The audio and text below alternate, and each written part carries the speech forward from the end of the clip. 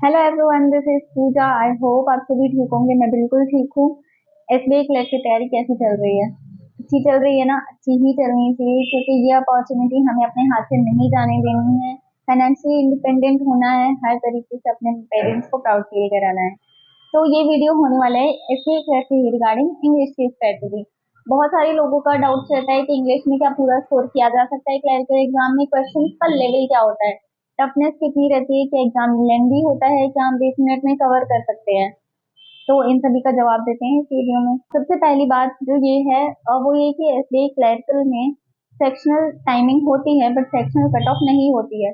मतलब अगर मान लो आप 30 क्वेश्चन इंग्लिश के कर पा रहे हो, उसमें से अगर आपको सिर्फ 10 आ रहे हैं, आप 10 करके आए हो, आपके 10 ही नंबर आए हैं, लेकिन अगर आप मैथ और रीजनिंग से 30 स्कोर कर पा रहे हो, तो टोटल आपके 30 30 60 और 10 70, और मान लो कट ऑफ 69 गई, तो आप क्लियर कर जाओगे। इसमें सेक्शनल कट ऑफ नहीं होती है। इस बात का गलत फायदा नहीं उठाना है बिल्कुल भी। लेकिन हाँ, ये है कि कुछ लोगों के लिए एज है, जिनकी इंग्लिश बहुत ही वीक होती है या जिनकी कॉन्स बहुत ही वीक होती है, वो दूसरे सेक्शन को अच्छा कर सकते हैं। बट स्टिल हमें हर सेक्शन पे कमांड होना जरूरी है, क्योंकि क्लरिकल एग्जाम है, प्रीलिम्स कट ऑफ बहुत हाई जाती है। और जैसा कि हम देख रहे हैं, फॉर्म फिलअप्स भी बहुत ज्यादा है, तो कंपटीशन काफी होने वाला है। सबसे पहला डाउट, इंग्लिश का लेवल बहुत टफ आता है क्या? जी नहीं, बहुत टफ नहीं आएगा। इंग्लिश का लेवल ऐसा आएगा कि आप 20 25 30 जो एवरेज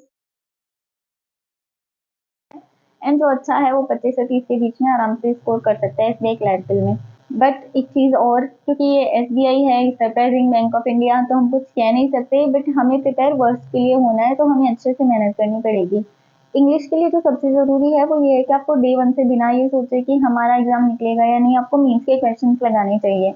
मीन्स के क्वेश्चंस लगाने से हमारा क्या होता है, हम मतलब जो इसका कॉन्टेक्स्ट होते हैं क्वेश्चंस का, वो समझ पाते हैं, अंडरस्टैंडिंग लेवल होती है। एंड बैंक के एग्जाम्स में अंडरस्टैंडिंग बहुत मैटर करती है लैंग्वेज सब्जेक्ट में, चाहे वो इंग्लिश हो चाहे वो हिंदी हो। हिंदी सिर्फ 2 ही एग्जाम्स में आता है, तो उस पर हम बात नहीं करेंगे, बट इंग्लिश के लिए भी अंडरस्टैंडिंग ही जरूरी है।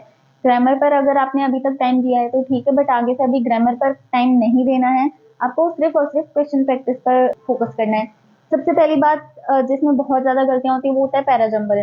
पैराजंबल अगर आपका अभी तक भी गलत हो रहा है, तो आप ऐसा कर सकते हो कि यूट्यूब पर पैराजंबल और बैंक एग्जाम्स डालना। आप तरुण ग्रोवर सर, निमिषा मैम, इसके अलावा विशाल सर, इनके वीडियोस देख सकते हो। इनकी कुछ ट्रिक्स होती हैं पैराजंबल के सॉल्व करने की, कि आपको कैसे फाइंड आउट करना है कि कौन किसका पेयर है, कौन सा सेंटेंस किसका पेयर है, फर्स्ट सेंटेंस कैसे फाइंड आउट कर सकते हैं, लास्ट कैसे कर सकते हैं। वो आपको जैसे धीरे धीरे कुछ समझ में आने लगे, उसके बाद आप क्वेश्चन प्रैक्टिस स्टार्ट करो। पैराजंबल आप ऐसे कर सकते हो, बट पैराजंबल के लिए कि आप डेली 2 से 3 पैराजंबल लगाओ ही लगाओ। अगर गलत हो रहा है तो भी कोई बात नहीं, बट उस गलत क्वेश्चन से आपको सीखना है कि आपने क्यों गलत किया, आपने क्या सोच के सेकंड सेंटेंस ऊपर रखा, थर्ड नीचे रखा, क्यों वो गलत हो गया, डिस्टर्बेंस के लिए। तो आप पैराजंबल ऐसे कर सकते हो। इसके अलावा जो सबसे इम्पोर्टेंट है वो है रीडिंग कॉम्प्रिहेंशन, जिसके 10 से 12 क्वेश्चंस आने वाले हैं। इसके अलावा रीजनिंग के पूरे 30 क्वेश्चंस को हम एक तरीके से आरसी समझ सकते हैं, क्योंकि हमें क्वेश्चन पढ़ना है, उसका आंसर करना है कॉम्प्रिहेंड करते हुए। तो आरसी इतना इम्पोर्टेंट इसलिए हो जाता है क्योंकि आरसी करने से हमारी जो रीडिंग की एबिलिटी है, कैपेसिटी है, हमें कॉम्प्रिहेंड करने की चीजों को, वो बढ़ जाती है। इसलिए हमें आरसी तो अब एग्जाम तक डेली ही प्रैक्टिस करना है। अब डेली 3 से 4 आरसी लगाओ प्रीलिम्स के। अगर आप अभी तक मेंस के लगा रहे थे तब तो ठीक है, बट अब अभी आप अभी इतना टाइम आई थिंक मिल जाएगा आपकी आरसी प्रैक्टिस कर सको। जिन्होंने अभी तक मेंस की किया उनको थोड़ी सी कम दिक्कत आएगी, इसलिए वो 2 आरसी में भी ठीक कर सकते हैं। लेकिन अगर आप कर सकते हो तो 3 से 4 आरसी डेली के लगाओ।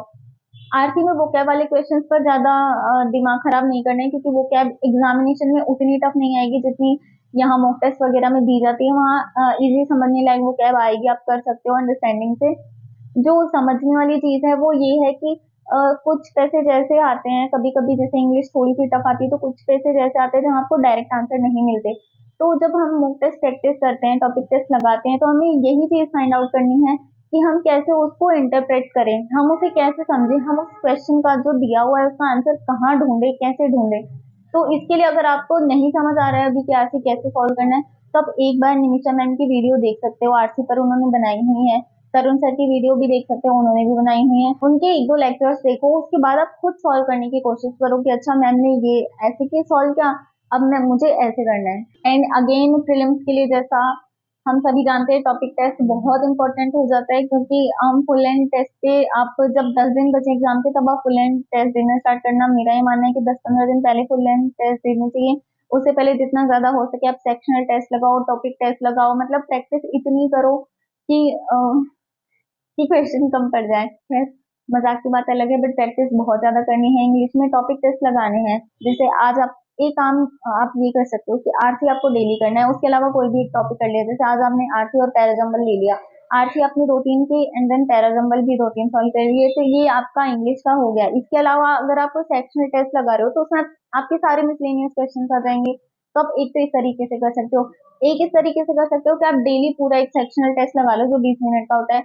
उसमें से फिर आपका कोई टॉपिक जो वीक है वो टॉपिक आप पढ़ लो। तो आप ये दोनों तरीकों से प्रैक्टिस कर सकते हो। बट इंग्लिश के लिए जरूरी सबसे ज्यादा यही है कि आपको कितनी नंबर ऑफ क्वेश्चंस करने हैं वो ध्यान नहीं देना है, बट वो उनकी एक्यूरेसी आप कितनी रह रही है, आप कितनी गलत कर रहे हो उस पर ज्यादा ध्यान देना है। एक चीज और, ग्रामर के लिए टाइम वेस्ट ज्यादा नहीं करना है। अगर आप ग्रामर कर चुके हो तो ठीक है, अगर नहीं करी है तो निमिषा मैम की 120 रूल्स वाली होती है, उसके डेली 5-10 रूल कर लेना, वो हो जाएगा ग्रामर का पोर्शन आपका। 20 दिन है, इतने में चलेगा।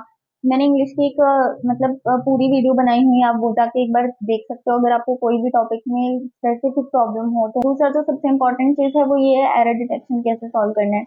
एरर के लिए अगर आप ग्रामर कर चुके हो तब तो आपको थोड़ा बहुत आ ही जाएगा, बट अगर आपने ग्रामर बिल्कुल नहीं करी, अभी बिल्कुल ऐसा लग रहा है कि आप लास्ट टाइम पे क्या करें, तो आप ग्रामर बिल्कुल मत करो।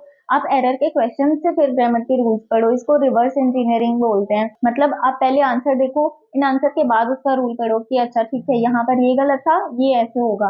वो रूल या तो अगर नोट कर सकते हो तो नोट कर लो, वरना देखो वो रूल्स आप जैसे जैसे इकट्ठे होते जाएंगे ना वो रूल्स रिपीट होते रहेंगे, फिर आपको खुद खुद याद आने लग जाएगा कि अच्छा ठीक है इसमें ये रूल था, इसमें ये रूल था, मैंने ये गलत किया था। तो आप फिर रिवर्स इंजीनियरिंग कर सकते हो एरर डिटेक्शन के लिए, अगर ग्रामर नहीं किया है तो। बट मेरा मानना ये है ग्रामर और वोकैब पे ज्यादा टाइम वेस्ट नहीं करना है, ज्यादा से ज्यादा इंग्लिश में प्रैक्टिस ही करनी है।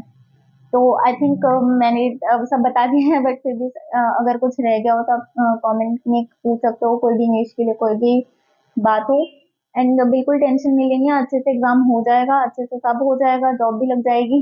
बस मन में हमेशा पॉजिटिव विचार आने चाहिए कि ठीक है हम कर सकते हैं, हम जरूर करेंगे। तो बस अभी के लिए इतना ही। कुछ भी हो आप प्लीज पूछ लेना। वीडियो अच्छा लगा हो अगर तो लाइक शेयर सब्सक्राइब करके जाना। तब तक के लिए बाय।